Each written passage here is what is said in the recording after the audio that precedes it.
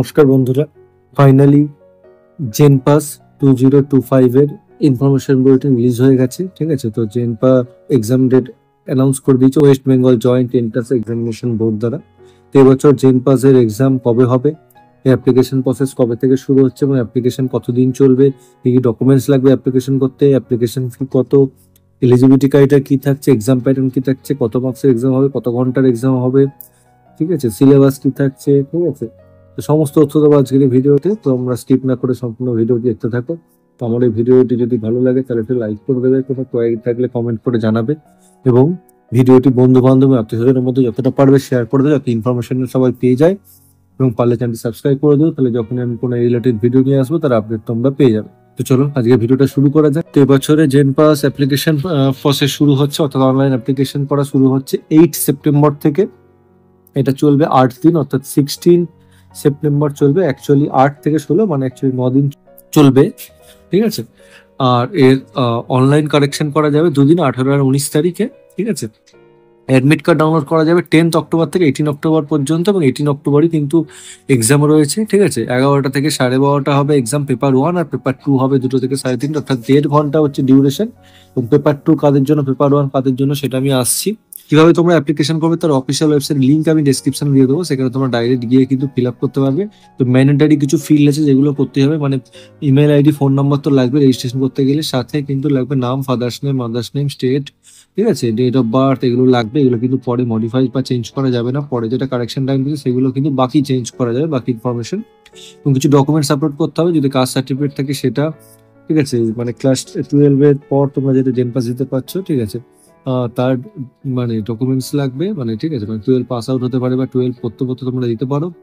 আর যেটা লাগবে সেটা হচ্ছে ফটোগ্রাফ আর সিগনেচার, এদের কিন্তু স্ক্যান কপি লাগবে, ঠিক আছে। এর অ্যাপ্লিকেশন ফি হচ্ছে 500 টাকা, এসসি এসটি ওবিসি যদি হয় তাহলে 100 টাকা কম লাগবে, সেটা হচ্ছে 400 টাকা। এবং যারা পেপার 1, 2 দুটো একসাথে দেবে তাদের জন্য কিন্তু ডবল লাগবে, অর্থাৎ 800 টাকা লাগবে, মানে 500 ডবল 1000 হওয়া উচিত, সেখানে কিন্তু 200 রিল্যাকসেশন থাকছে, অর্থাৎ 800 টাকা লাগছে, ঠিক আছে। আর 650 টাকা হচ্ছে এসসি এসটি ওবিসির জন্য, ঠিক আছে।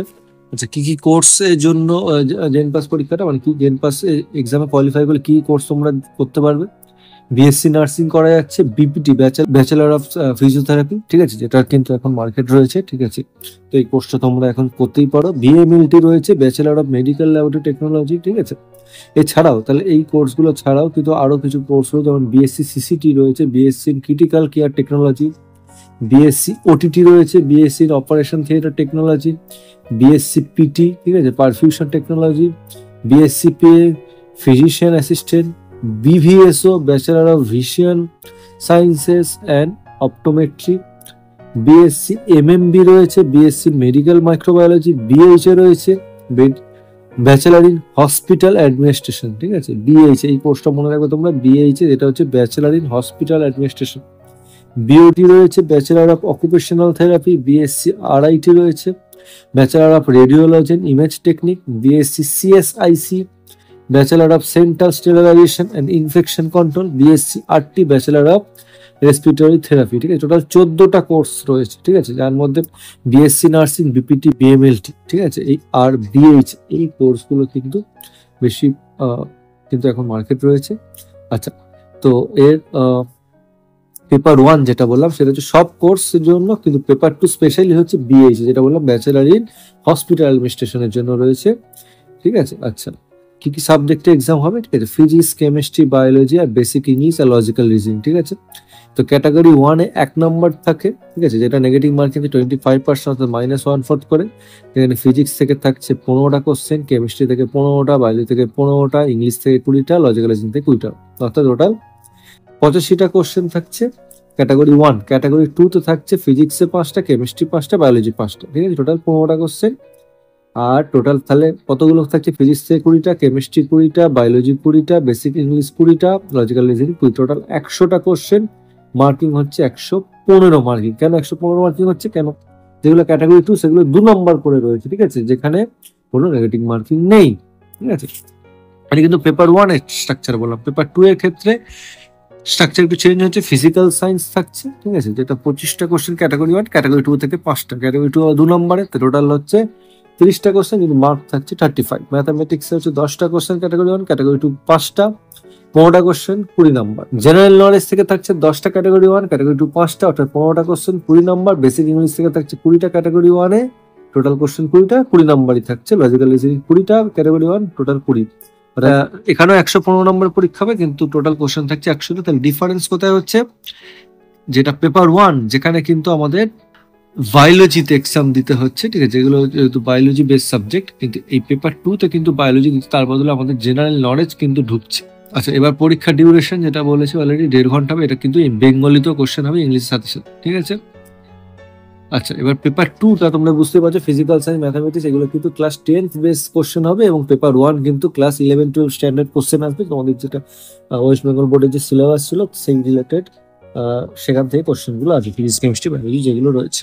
আচ্ছা, ওএমআরসি টা পরীক্ষাটা হবে। আচ্ছা, এলিজিবিলিটি ক্রাইটেরিয়া কি থাকে? এলিজিবিলিটি ক্রাইটেরিয়া হচ্ছে ইন্ডিয়ান সিটিজেন হতে হবে, এবং applicant must be a domicile of West Bengal, ঠিক আছে।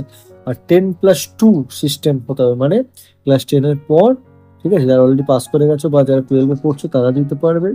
মিনিমাম এজ হতে হবে কিন্তু 17 ইয়ার্স, 31 ডিসেম্বর 2025 এর হিসাবে, ঠিক আছে। তাহলে মিনিমাম এজ হতে হবে কিন্তু 17 ইয়ার্স, ঠিক আছে, 31 ডিসেম্বর 2025 এর মধ্যে।